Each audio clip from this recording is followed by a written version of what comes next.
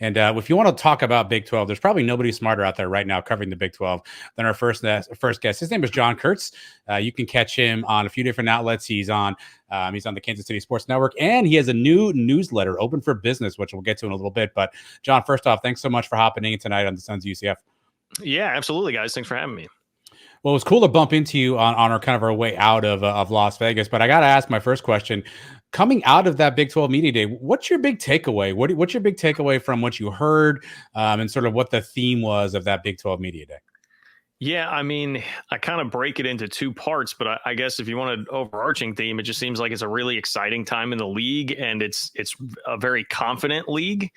And that, to me, took two different pathways. Day one, it was a little bit more like the pathway of, like, I talked to Joey McGuire, and he was saying, I brought up, hey, revenue sharing's happening now. SEC Big Ten schools, there's that huge revenue gap. And he was like, well, hey, wait, these SEC and Big Ten schools are all lying when they're recruiting against me, because they're saying, hey, we're going to be so far out ahead of you money wise. Like, no, we're going to all be at that same revenue sharing number, and it's going to be the same thing. So, like, why would you go play for a coach who's going to lie to you? And then Sonny Dykes, who's been in the national championship game at TCU, I asked him, like, do you think the Big 12 can win a national championship in this era? And his response was like, yeah, we definitely can. Like, don't forget, we were the last team to beat Michigan. Like, this absolutely is something that can happen. And Brett Yormark was busy while I was doing that on Radio Row, going up on stage, firmly asserting that the Big 12 was one of the top three conferences in America, which obviously is a shot fired at the ACC. And then later said, I'm not going to stop until we are number one. So it was just, I feel like his attitude kind of permeates everything.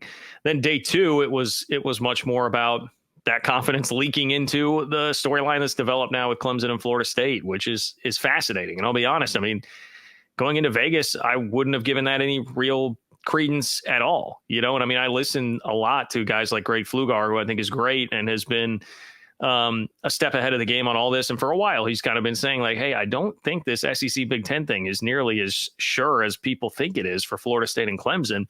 And turns out he was right. But even with that, I was not thinking, well, the Big 12 is a legitimate possibility. I mean, with everything that's happened, the barrage of headlines about it in the last week and a half, I'm now at the point where I'm like, oh, okay, man, I guess I believe it. And it started with Ross Dellinger dropping in his story that he wrote about day one, just had a line in there that was like, can Brett Yormark do enough to convince one or both of Florida State or Clemson to come to the Big 12? And I was like, okay, I guess this must have some real legitimate legs to it if Ross Dellinger is actually going to say that. And he did the interview with me where he said he thinks that they have already talked at least. And the story obviously has taken off from there. So it just feels to me like this conference has a lot of confidence, and they're not backing down. They are not at all content to say, hey, yeah, this revenue sharing thing is going to be really tough. We're going to have to just bow down and let this go. It seems to be everybody is on board with looking at whatever solutions are out there on the table, whether that's private equity, private capital, naming rights, whatever it might be. This league seems like it is rearing to go, and it really takes after the lead of guy who's kind of a great white shark in Brett Yormark and the way he approaches things. Well, you mentioned realignment. Let's stick there for a second. What are next steps, John? So obviously, to your point, Ross has a story. He kind of did a quasi walk back initially, and then to your point, I saw the conversation he had with you. I saw you had Jason Shearer on your show, obviously, who's done a really good job reporting on the Arizona move to the Big 12. So what happens next? Now we've got all this talking, we've got all this courting. Greg Sankey's out there saying, I'm not divvying up my pie right now. So the posturing has begun, talking season has begun. What happens next with this Florida State, Clemson, and/or ACC stuff? Boy, it is going to be fascinating. And to me, the logic based on the way I just look at it would be like, well, I mean, the court cases are still ongoing. There's 4 of them in 3 different states, and they're at various stages, none of which are very close to being done. From the ACC standpoint, they definitely want to play like 4 corners. If you think about the old basketball strategy, if you're playing high school hoops, just hold it in 4 corners, let the clock bleed, like go as long as you can, because they don't want to see their conference blow up or at best, I suppose, just lose their top 2 brands there. So it wouldn't seem to me like anything is going to happen really fast, especially if the stance really is from the Big Ten and the SEC, like we don't need you. Like we're not really interested right now. But you've had like Josh Pate for a while putting out there that he felt like July was, he said he had legal sources basically telling him July was when something could really happen. We know that the August 15th date is really important because that's the date that they would have to announce their intention to leave unless they want to have to wait another year, like tack another entire year on before they could get out of the conference. So it's like a part of me wants to say nothing's going to happen for a while, but the other part of me looks at it like, well, we're at July 18th. We're inside a month from August 15th, and we're obviously just a couple weeks away from the end of the month when a lot of people had really speculated something was going to happen. So I don't know. It's not a great answer, but it's it's really how realignment works. Like it's very difficult to predict. Maybe a little bit easier to predict last year, just based on the details and timing that we knew about the Pac-12's TV contract and where that was at, and the way the tea leaves started to form there. But I think there was a lot more urgency there where there's not as much with the ACC Florida State thing. So I don't know. I'd be curious to know if this latest round has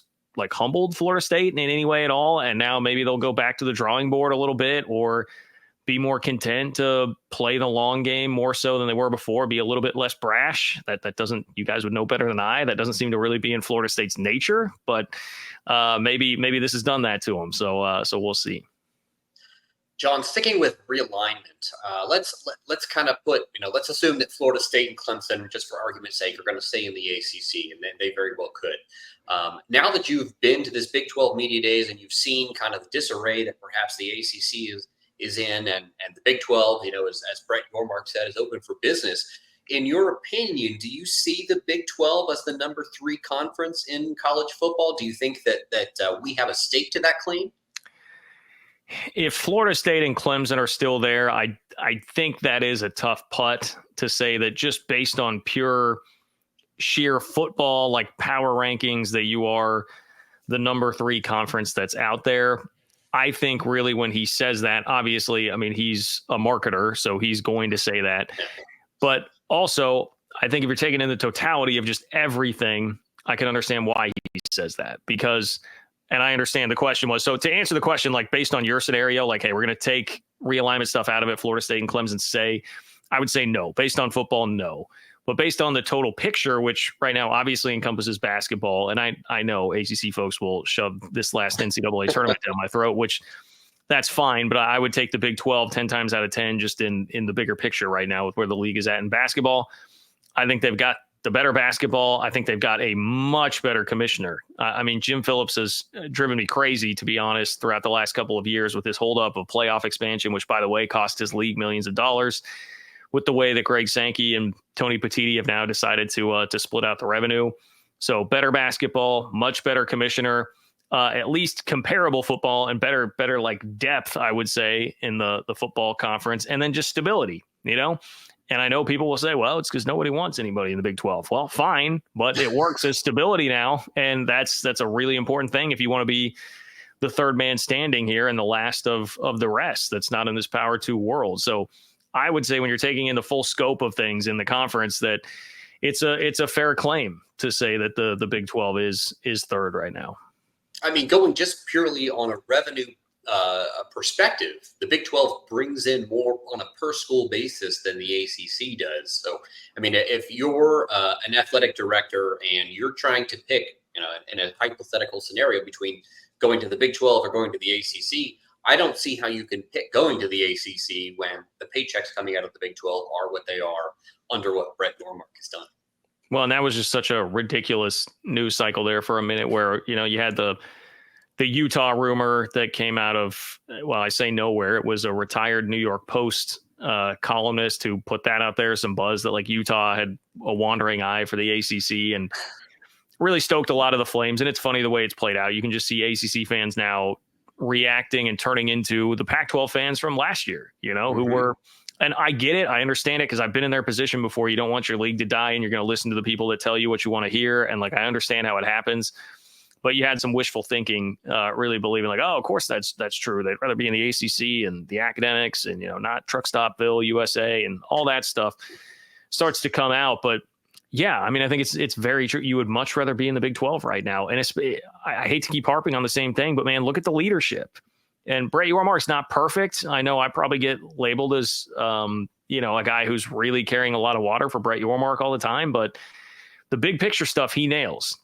They have, the tiebreaker thing in football was a little bit of a mess last year. I think when it comes to like the day-to-day, like running a conference and the sport part of it, they have room for improvement, which makes sense because Brett Yormark didn't come from that world, right? He came from the world of literally entertainment at his last job, and then professional sports before that. So it makes sense that they wouldn't be nails on that. But when it comes to the big picture stuff and surviving and knowing where to go, how to market, how to improve your standing, the guy's just aces with all of that. And so that to me would be really the biggest thing. I'm looking at, all right, two comparable conferences here. One of them is stable. One of them's not. One of them has an excellent leader and a guy who really gets what it takes in this day and age in college football. And the other seems to be kind of a dud who's a little bit stuck in the mud here. So that to me would make it a pretty easy choice. Well, I can tell you, John, Brett Yormark is by far the best dress commissioner. I think that man was born to wear a suit. But let's go on the field for a second. Right now, how many teams do you think have a viable opportunity that you would say could play in the Big 12 title game? How many? 7, 8, 9? What's the number of teams that you think right now today viably could actually get to that championship game? Okay, I'm going to have to count it out. I believe my list is 8. So I'm Oklahoma State, who was my pick to win the league, Utah, K-State, Kansas, go Iowa State, UCF. I'm pretty high on UCF. I think they have a lot of potential there. Oh boy, who am I missing here? Someone's going to be mad at me. West Virginia, that's 7. Did you say Utah? I did say Utah.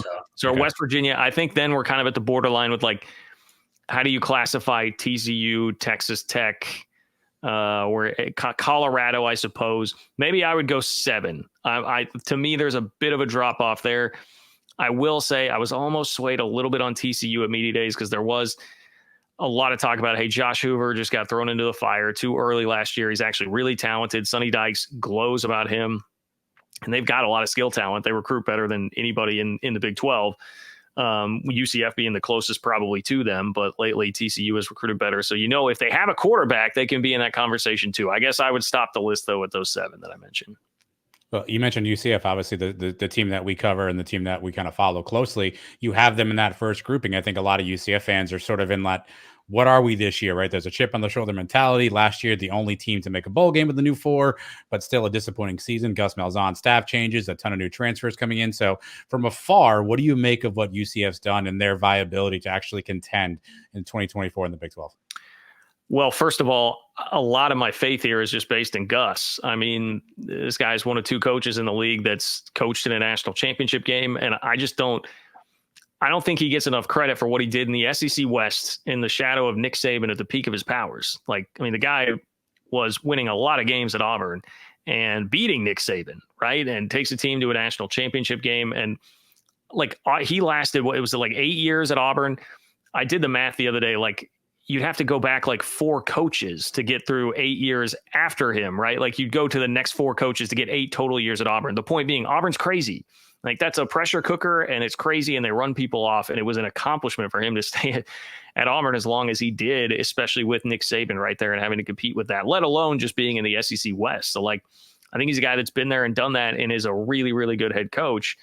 And then, there's a reason KJ Jefferson's newcomer of the year in the league. They go pull who I think is a stud of a quarterback that was in a kind of a messy situation at Arkansas, just not a really conducive situation last year at Arkansas. And you pair him with Gus, man, then you add RJ Harvey, with what they have at running back. And UCF's another one of those schools, kind of like TCU. I know how they recruit. I know they're going to have skill talent. So I'm pretty confident that offense is going to be a real problem to handle. And last year there was bad luck with the quarterback injury. I understand that that's a big part of it too. So I think the combination of now having your feet under you in the Big 12, having a coach in Gus Malzahn that gets it and has done it at the absolute highest level in the sport, having a great transfer quarterback to lead the charge and a stud running back and some definite talent on the offensive side of the ball, that's enough for me to believe that you got a chance in the Big 12. Obviously, to me, the question marks would still come on the defensive side. And I don't know. I'd be interested in what you guys think of Ted Roof, because I know at Oklahoma, I know he's a guy that's been around Brent Venables quite a bit, but I was kind of, I guess the way I view it is I'm like, Brent Venables is doing the defense, right? So how much was Ted Roof really doing there? So that would be my question. But hey, I put a lot of stock into Gus. He's definitely a guy that's been around and, as I said, been in the SEC. So I think if UCF has a halfway decent defense this year, they will absolutely have a chance. John, you mentioned Colorado. We were going through the 7-8 teams talking about that. Now, obviously, the media, when they want to talk about something, they talk about Dion in Colorado. Shedeur Sanders has been named one of the best quarterbacks in the Big 12. Am I the only one that just doesn't believe that Colorado has put together a roster that's going to really be competitive to the point where people think they're going to be in this first season of the Big 12? Is it wrong to think that? How do you think that they're going to stack up against the rest of the conference? I think they're a bowl team, but I don't know that their ceiling goes much higher than that because, I don't trust what they're doing in the trenches enough. And I know, and I've seen it in comments in my videos, which is funny. You can't win with Colorado. I've got people saying that I'm way too high on Coach Prime in Colorado. And then I've got the Colorado stands telling me that I'm a hater just because I'm saying I think they're like a 6 or a 7 win team. So you can't win, and that's a part of the whole thing with Colorado. It's hard to have a real appropriate discussion about them. I just think with how much roster turnover they have, I get that they have the star power, but it's hard, man, to do that with that much turnover, especially on the lines. They got some transfers. I understand that. They got the number 1 offensive tackle in the class, and they're probably going to throw him right into the fire. It just seems like asking a lot to me, even if he was a really hyper elite recruit. So I'm in I need to see it mode there. I don't think Dion is a bad coach. I think he did a nice job. I think if any other coach would have gone there last year, I was trying to think of someone else who moved in the last cycle, but Brent Brennan, if you threw Brent Brennan at Colorado last year and he took him from 1 win to 4 wins and had the wins that he did and then lost the games that he did in the Pac-12, you'd be like, yeah, well, that makes sense. And seems like they made some progress there. I think the same. And obviously the attention that they're drawing to the program is really helpful to not only them, but the Big 12. But yeah, Travis Hunter, Shedeur Sanders, notwithstanding, I just need to see a little bit more from the rest of the infrastructure with that whole operation before I trust it. I mean, the other thing is just with the coaches, the whole offensive coordinator situation that they had last year. There's enough that still felt to me this just seems like a lot of turmoil to be going through for me to believe that this is going to really take a jump up to being conference title contender. But do I think they have enough talent to make a bowl game? Yeah, I think they probably do have enough talent to make a bowl game. Put your head coach helmet, hat, whatever you want to call it on for a second. Are you taking Shedeur Sanders or KJ Jefferson to be your quarterback in the coming season? It's tough because I was actually thinking I was maybe going to put this out to Twitter pretty soon. Who do you think will be the first team All Big 12 quarterback by the end of the year? Because I understand why Shedeur Sanders gets the love right now. I wouldn't fight it too terribly hard, even though there are a lot of really good quarterbacks in this league, some of whom I feel like everybody has some questions. Shedeur Sanders has the NFL upside. He's definitely got that more so probably than anybody else in the league, but what's the infrastructure there? How's the offensive line going to be? That's really the big question mark. And would Colorado win enough games to warrant that sort of consideration? Cam Rising and Jalen Daniels, we've both seen them do it at a really high level in the sport, Cam Rising in particular, but it will have been 600 plus days by the time he actually takes a snap since the last time he took a snap for Utah and is coming off a major knee surgery and is in his 7th year. I mean, I that's enough for me to make me raise an eyebrow and be like, all right, I need to see that this guy can be the same. Jalen Daniels has never played more than, he's averaged 6 games played a season in his time at Kansas. So he's getting about half a season in there. Can he stay healthy for an entire year? Avery Johnson at K-State, I think, has a sky-high ceiling, but we need to see it. He was a true freshman last year. KJ Jefferson is one of the more proven quarterbacks in the league for sure. I think it's a great question to ask that. Some of it too is if I'm getting him with Gus, who I know can run an offense and put together a really electric offense in the SEC, man.